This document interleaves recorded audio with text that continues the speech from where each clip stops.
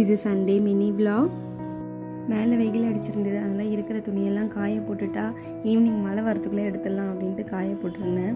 எப்பவுமே சண்டே ஆனாலே ஒரு நான்வெஜ் ஸ்பெஷல் தான். இன்றைக்கி பிரியாணி பண்ணலாம் அப்படின்றதுக்காக எல்லாமே ரெடி பண்ணிட்டு இருந்தேன். ஆக்சுவலி எங்கள் அம்மாவோட ரெசிபி தான் எப்போவுமே நான் ட்ரை பண்ணுவேன். என்ன தான் யூடியூப்பில் விதவிதமாக பிரியாணிஸ் வெரைட்டிஸ் இருந்தாலுமே செய்கிறதுக்கு கரெக்டான மெத்தடில் செய்ய வரவே மாட்டேங்குது. அம்மாவோட ஸ்டைல்லே நான் பிரியாணி செஞ்சுருவேன்.